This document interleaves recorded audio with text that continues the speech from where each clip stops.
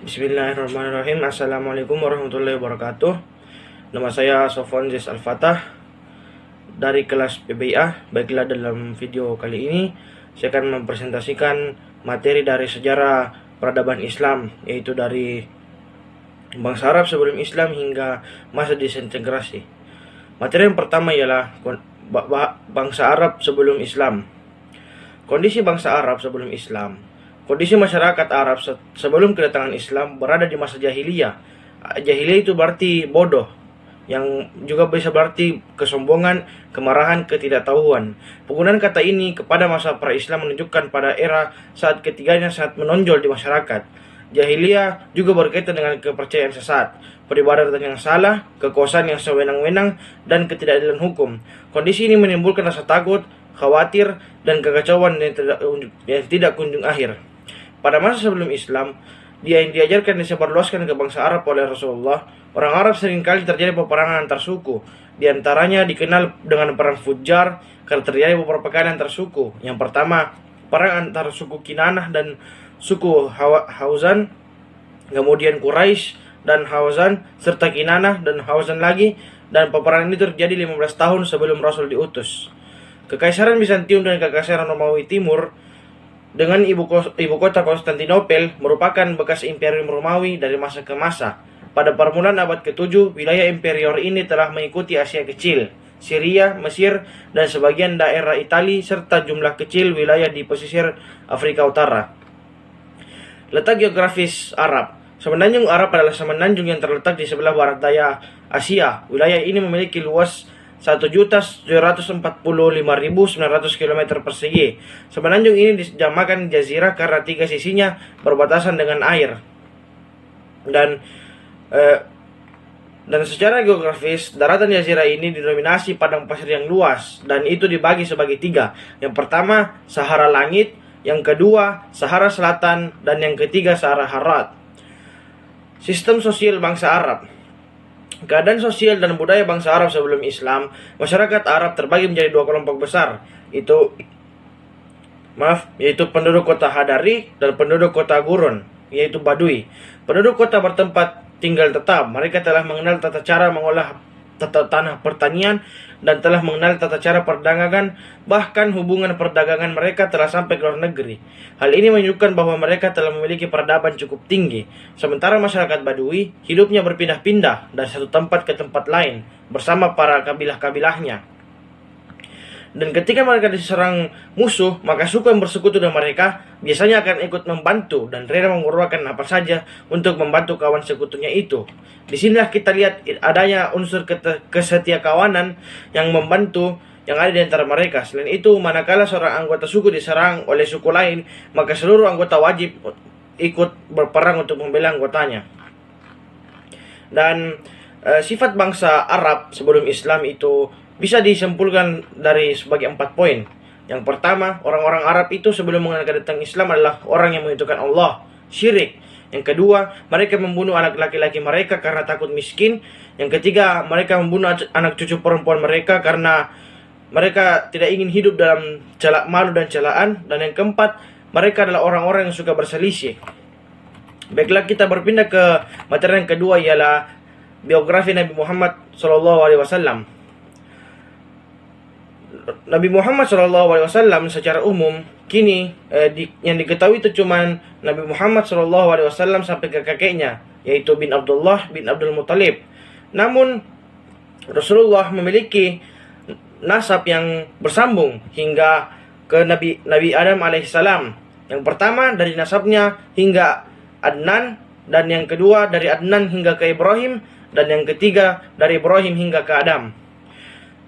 Rasulullah pun memiliki istri, dan berbeda dengan umat Islam yang lainnya yang hanya dibatasi boleh beristri 4 perorangan. Nabi Muhammad diberikan kekhususan oleh Allah untuk beristri lebih daripada 4, dan istri-istrinya itu berasal dari kalangan janda-janda yang ditinggal mati oleh suaminya. Yang istri pertama Rasulullah ialah Sayyidah Khadijah binti Khuwailid, yang Sayyidah Khadijah itu wafat 3 tahun sebelum hijrah, dan Nabi Muhammad tidak menikahi lainnya hingga istrinya Khadijah itu wafat. Istri yang kedua ialah Saudah binti Zam'ah pada tahun ke-10 kenabian atau 3 tahun sebelum Hijriah. Sebetulnya rencana dan usul perkawinan Nabi dan Saudah itu tidak datang dari beliau sendiri, melainkan dari Khawlah binti Hakim, yaitu sahabat Sayyidah Khadijah. Dan kemudian istri ketiga Nabi ialah Aisyah, dan kemudian istri keempatnya ialah Hafsah binti Umar bin Khattab, dan istri kelimanya ya Zainab binti Khuzaimah, dan istri ketujuhnya Ummu Salamah, dan istri ke-8-nya Sayyidah Zainab binti Jahsy, istri ke-9-nya Juwairiyah binti Al-Harith, istri ke-10 Sayyidah Ummu Habibah, istri ke-11-nya Sayyidah Safiyah binti Huyai, dan istri ke-12-nya ialah Maria Al-Qibtiyah. Dan Nabi Muhammad SAW memiliki putra dan putri. Yang pertama itu putranya ialah Sayyidina Al-Qasim, dan yang kedua putrinya Zainab, yang ketiga Ruqayyah, yang keempat Ummu Kulsum, yang kelima Fatimah Az-Zahra, yang keenam putranya Abdullah dan juga Ibrahim. Jadi Rasulullah memiliki 4 putri dan 3 putra. Dan Nabi Muhammad SAW memiliki sifat-sifat yang sangat terpuji. Di antaranya ialah sifat siddiq, sifat amanah, sifat tabligh, dan sifat fatonah. Dan kita berpindah ke materi ketiga, yaitu Islam periode Madinah dan Islam periode Makkah dan Madinah. Islam periode Makkah. Kota Makkah merupakan kota besar yang sangat penting dan terkenal di antara kota-kota di negeri Arab, baik karena tradisinya maupun karena letak keberadaannya. Mekah merupakan tempat yang sangat strategis untuk melakukan perdagangan antar negara. Dan Rasulullah memulai dakwanya dengan 4 substansi dakwanya. Yang pertama ialah keesaan Allah, yang kedua hari kiamat sebagai hari pembalasan, yang ketiga hari kesucian jiwa, dan yang keempat persaudaraan dan persatuan. Dan adapun Nabi Muhammad SAW melakukan dakwanya yang pertama itu secara sembunyi-sembunyi, kurang lebih selama 3-4 tahun. Dan pada dakwah yang kali ini beliau hanya bisa pengikut beliau cuman sedikit dan tidak banyak. Dan kemudian turunlah wahyu untuk melakukan dakwah secara terang-terangan. Dan dakwah secara terang-terangan ini dimulai semenjak tahun keempat dari kenabian. Dan adapun dukungan dan tantangan yang dihadapi Nabi Muhammad ialah Nabi Muhammad mendapatkan dukungan dari pamannya, kaum Muhajirin yang kaum bermukim di Mekah mendukung dakwah Rasulullah. Kaum Ansar adalah kaum golongan yang menerima hijrah Nabi dari Mekah menuju Madinah. Dan banyak rintangan-rintangan yang dihadapi Rasulullah, itu penghinaan, memujuk Nabi untuk menukar sesembahan, membujuk dan memprovokasi Abu Thalib, dan lain sebagainya. Lalu kemudian terjadi peristiwa Isra dan Mi'raj yang sebagaimana kita ketahui, disinilah perintah sholat diberikan kepada Nabi. Dan ada beberapa kemajuan yang dicapai oleh Nabi Muhammad di Mekah. Salah satunya itu bidang akidah dan hukum. Dan kita berpindah ke Islam periode Madinah. Sebelum ke Madinah, Rasulullah merencanakan hijrahnya itu secara sembunyi-sembunyi. Nabi Muhammad itu hijrah pada bulan Muharram pada tahun 622 Masehi. Beliau hijrah dari Makkah ke Madinah untuk mencari kota yang lebih baik daripada Makkah, untuk dijadikan tempat berdakwah. Sampainya di Madinah, Nabi Muhammad SAW memulai strategi dakwahnya dengan membangun masjid sebagai pusat kegiatan dakwah agar dakwahnya itu semakin lancar. Dan yang kemudian strateginya selanjutnya itu membuat perjanjian dengan kaum Yahudi di Madinah. Yang ketiga itu mempersaudarakan kaum Muhajirin dan Ansor. Yang keempat membangun ekonomi rakyat dengan mendirikan pasar. Dan kemudian setelah banyak hal yang dilalui, Rasulullah mendapatkan piagam Madinah yang ditandatangani oleh Nabi dengan penduduk lainnya. Adapun di Madinah, Rasulullah menghadapi beberapa perang. Yang pertama itu adalah perang Badar, perang dengan Bainuka, perang Uhud, dan perang Khandaq. Dan ada beberapa kemajuan yang dicapai oleh Nabi Muhammad di Madinah. Yang pertama itu membangun masjid, membangun ekonomi, mempersaudarakan kaum Muhajirin dan Ansor, dan juga piagam Madinah. Baiklah, kita beralih ke materi keempat, yaitu kepemimpinan Khulafaur Rasyidin. Sebagaimana yang kita ketahui, Khulafaur Rasyidin itu terdiri dari 4 khalifah, dan itu ditunjuk semenjak sepeninggalannya Rasulullah meninggal, karena tidak ada lagi orang yang memimpin selain beliau, jadi ditunjuklah 4 orang ini. Yang pertama ialah Khalifah Abu Bakar As-Siddiq. Abu Bakar ia menyadari bahwa kekuatan kepemimpinannya bertumpu pada komunitas yang besar ini. Yang pertama kali menjadi perhatian khalifah ialah merealisasikan keinginan Nabi yang hampir tidak terlaksana, yaitu mengirimkan ekspedisi ke perbatasan Suriah. Dan Abu Bakar ini memerintah hingga beliau wafat pada hari Senin 23 Agustus 624 Masehi. Setelah lebih kurang selama 15 hari terdarat di tempat tidur, ia berusia 63 tahun selama kekhalifaannya. Dan kekhalifaannya itu berlangsung selama 2 tahun, 5 bulan dan 11 hari. Dan adapun tantangan yang dihadapinya, tantangan dan kemajuan, sejumlah kemajuan yang dicapai oleh Abu Bakar ialah selain menumpas para pemberontak, dia menumpas juga orang yang tidak ingin membayar zakat dan nabi palsu. Dan adapun tantangannya ialah dia memerangi kemurtadan, yang kedua nabi-nabi palsu, dan yang ketiga orang-orang yang enggan membayar zakat. Lalu kita berpindah ke khalifah yang kedua ialah Khalifah Umar bin Khattab. Khalifah Umar bin Khattab ini beliau memerintah hingga beliau dibunuh ketika pada saat sholat subuh oleh salah seorang budak dari Persia. Beliau wafat tiga hari setelah penikaman atas dirinya. Dan kemajuan di pemerintahan Umar ini adalah Umar mengatur administrasi pemerintahan dengan membagi wilayahnya. Dan adapun tantangan yang dihadapi oleh Umar ialah munculnya bibit-bibit nabi palsu setelah berita wafatnya Rasulullah Muhammad SAW. Dan kita berpindah ke khalifah yang ketiga ialah Utsman bin Affan. Dan di Utsman bin Affan ini beliau menunjukkan beberapa kemajuan, yaitu berhasil menundukkan beberapa wilayah, memperluas wilayah. Namun Khalifah Utsman juga menghadapi beberapa tantangan, yaitu tersebarnya fitnah. Dan yang kedua, Utsman bermusyawarah, dan yang ketiga tragedi pengepungan hingga wafatnya beliau. Khalifah yang keempat dan terakhir ialah Ali bin Abi Thalib.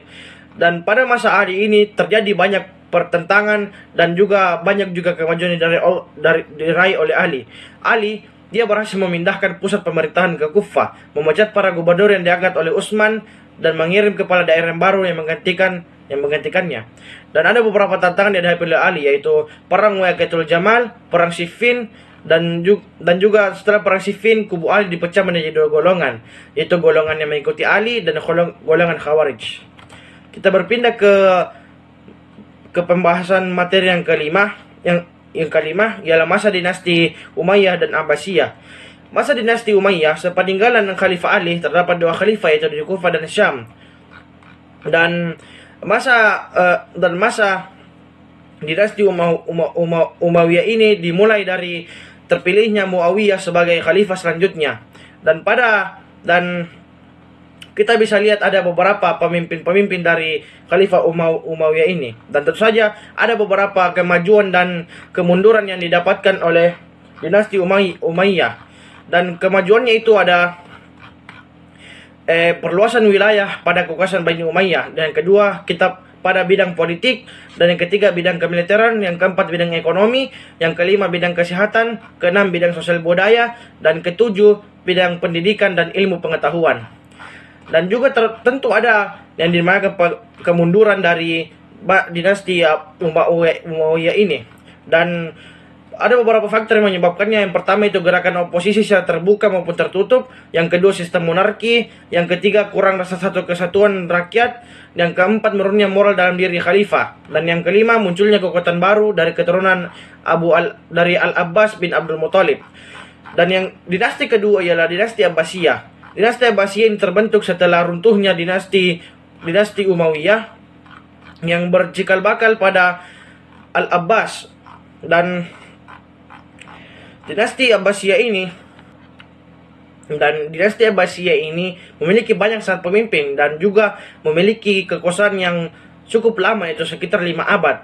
Dan masa kepemimpinannya ini dibagi menjadi 4 kelompok, yaitu pertama masa kepemimpinan pengaruh Persia, dan yang kedua masa kepemimpinan peranan Turki, yang ketiga masa kepemimpinan Bani Buwaihi, dan yang keempat masa kepemimpinan Turki Bani Saljuk.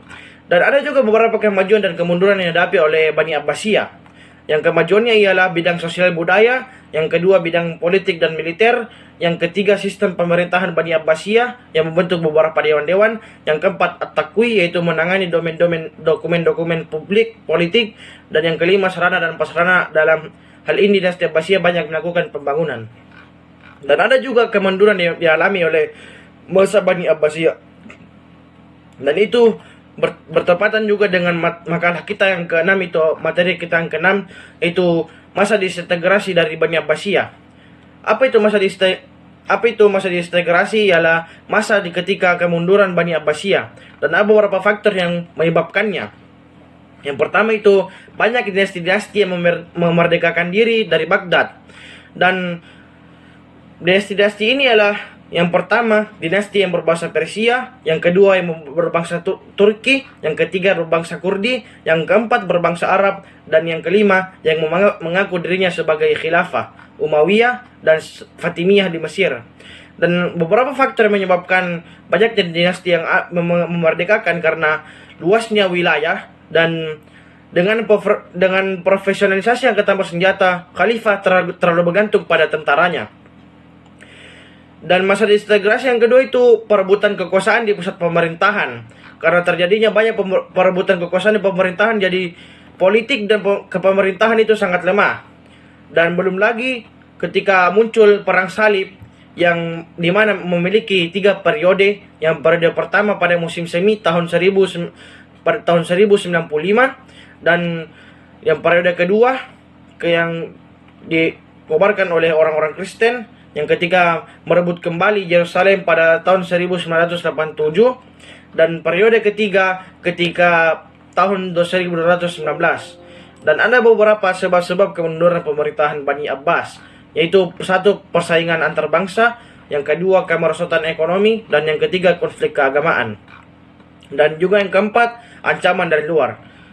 Sekian dari apa yang bisa dapat saya sampaikan. Kurang dan salahnya mohon dimaafkan. Assalamualaikum warahmatullahi wabarakatuh.